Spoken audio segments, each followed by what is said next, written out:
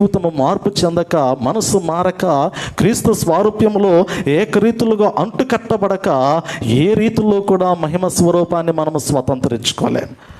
ప్రస్తుత దినాల్లో చాలామంది నాకు ఒక్కొక్కసారి అనిపిస్తూ ఉంటుంది, సావుకులుగా కూడా ఒక్కొక్కసారి నిందించుకునేటువంటి పరిస్థితి కనపడుతూ ఉంటుంది, ఏమీ చేయలేనటువంటి పరిస్థితి కనపడుతూ ఉంటుంది.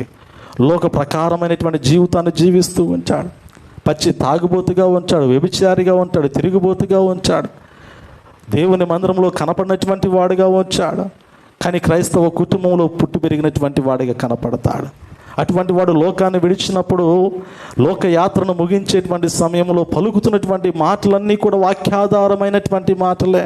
శ్రేష్టమైనటువంటి పాటలు పాడతాం, శ్రేష్టమైనటువంటి వాక్యాన్ని బోధిస్తూ ఉంచాం. ఇదిగో ప్రభువునందు మృతునైనటువంటి మృతుడు ధన్యుడని వాక్యాన్ని రాస్తూ ఉంచాం. తెలుసు, అన్నీ తెలుసు కూడా చేసేటువంటి తప్పిదములు ఇవన్నీ కూడా. అతడు ఏనాడు దేవుని స్తుతించలేదు, అతడు ఏనాడు యేసు ప్రభువుని స్వరక్షకునిగా అంగీకరించలేదు, అతడు ఎన్నడూ కూడా దేవుని మార్గంలో నడవటాన్ని తన మనస్సు మరల్చుకోలేదు. కానీ నిజంగా పలుకునేటువంటి మాటలు గమనించగలిగితే ఇతడు మహిమ స్వరూపాన్ని ధరించుకోబోతూ ఉన్నాడు. అంటే ఎక్కడ మహిమ స్వరూపము? మానవుల యొక్క కన్నీళ్లు తుడవడానికి పలుకుతున్నటువంటి మాటలే, మానవుని యొక్క హృదయాంతరంగంలో లోకంలో ఉన్నటువంటి వ్యక్తుల యొక్క కలుగుతున్నటువంటి గాయాలు మానుపుతున్నటువంటి మాటలే తప్ప నిజమైనటువంటి విశ్వాసం